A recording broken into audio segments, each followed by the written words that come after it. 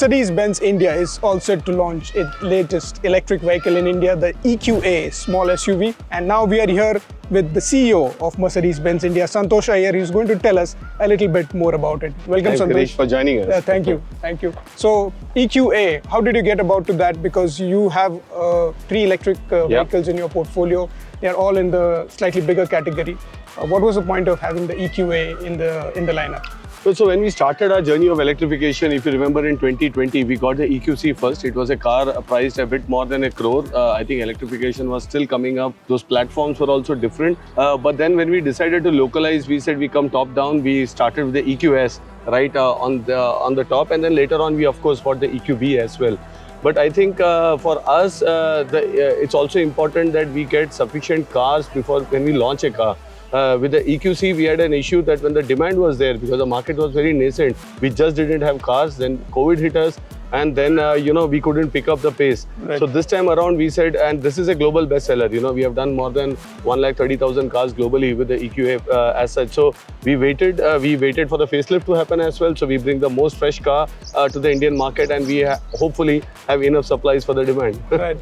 What is a customer like for an EQA in your opinion? I think at the price point that this will operate, the on-road price of a GLA and an EQA would be very similar.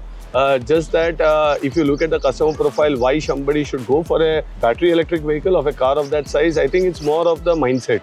Today we can see a lot of young active families also, getting into consumption of organic food to sustainable practices. And it's also the kids at home who are pushing parents sometimes because, they want to be dropped in an EV or, being more responsible also in a garage, or if you stay in a large housing complex, there may be Mercedes-Benz, but is there a Mercedes EV, which is the case. So I think it's also the state you want to stand out, you want to be responsible, and these are the customers who will prefer an EV to a combustion engine or an, I would say, a EQA compared to a GLA. So I think there is for sure a larger market to develop, but it would take time. So, I keep saying EV is a marathon and not a sprint. Right. So last couple of years, we have seen that, you've been focusing on the higher end of the market. And so how do you balance it out with a vehicle like the EQA? I think for us, we have a product portfolio across. If you see right from the GLA till the Maybachs, we have a great portfolio. Then we have a portfolio with gasoline and diesels. Now we have building up a portfolio where we will also have electric options at every segment, entry, core, and top-end luxury as well. For us, it's about providing options. But when you look at the Indian luxury car market, the entry segments are one fiercely competitive to some extent. On the other side, they don't grow as much, at least for Mercedes-Benz, because the kind of product offerings that we have in the top-end segment, etc., there is surely a bigger affinity for Maybachs, for AMGs, and the growth comes from there. But still, I think it's important as India is changing, India is growing, a lot of young customers coming there. Aspiration for sure is there to own a Mercedes-Benz. It's the most desirable brand, I would say, in India as well. So we need to plug it in with the right products. But when you look at the configuration of this car, we have given memory seats in the front, just small things, or a Burmester surround sound, because we said if I take out of this, I can reduce price, but we won't again do that. And right. I think even for us, being core to Mercedes-Benz values, giving a fully equipped car or a well-spec'd car, I think that's been our DNA, and even in entry, we won't compromise that. Right. I remember having a chat with you a couple of years ago, and you mentioned how it is the process of conversion of an electric car sale is much more than a ICE car. So is there any change in that? Do you think the time has come down now? Not really. I would say most of our customers who walk into the showroom, of course we have purists who wants an EV, they are actually looking at options.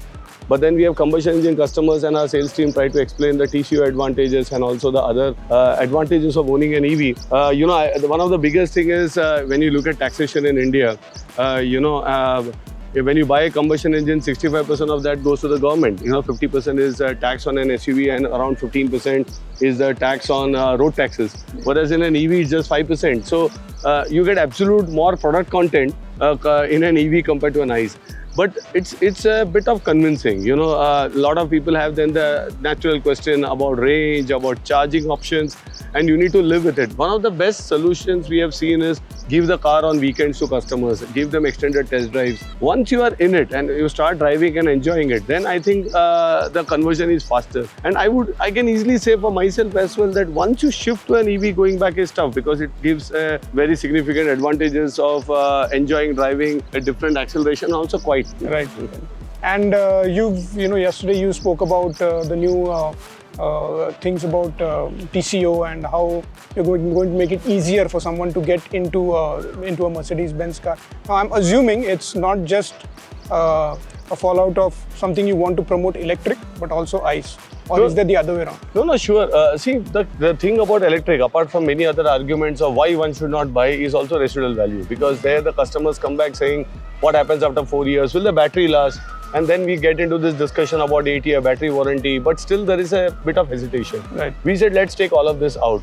If I look at the combustion engine GLA that we offer, there the residual value, which is the value that we guarantee at the end of 4 years, is 67%. We said let's fix the same because we believe in the product. There should be a market for EVs even at the end of 4th year. Once you fix that, then the customer doesn't need to buy the entire car. He just pays the down payment. He's paying small EMIs worth 68,000. And then of course the ownership is easier. And the end of 4th year, we are there to guarantee the residual value. But these are things required to get the confidence. We are doing the same for GLA as well. So it's not about, but it's a parity between ICE and EV. And the only decision then to make is low cost TCO with a EV. But of course, you need a bit of planning, not on a daily basis, because if you are using the car for intercity uses, you don't need much planning. You can plug it at home and you'd never have to do it. But if you go long distance, you go Bombay to Goa, you go Delhi, Jaipur, not an issue because this can again do twice because the range is 560 odd kilometers. So, but then it needs a bit of planning, and that's something customers may not be fully, I would say, ready. But today, if you do that, I think you can enjoy an EV anywhere in India and you can do intercity travel. You may have also set a benchmark for your competitors because now you've given some residual value for a car in 4 years. Don't you think so?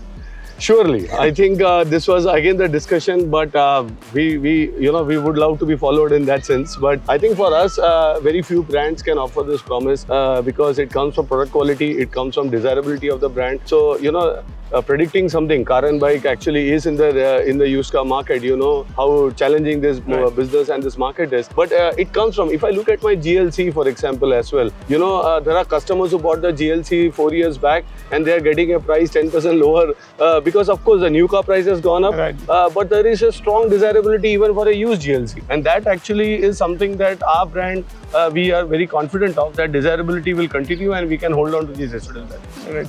Now, this car is almost the size and position of an EQB. So how are you going to tackle your EQB customers who have a car which has a similar battery or actually a smaller battery? So EQB will be more it's also 4MATIC there. It's a more SUV-ish, I would say, but more for larger families as well. It's also a 7-seater there.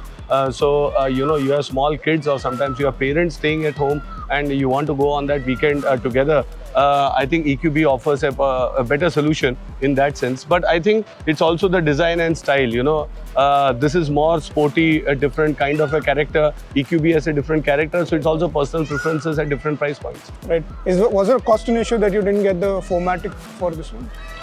As I said, we need to position the cars differently. We have an EQB for that avid off-road enthusiast, but we felt that for an EQA, customer may not be using the feature if we equip it.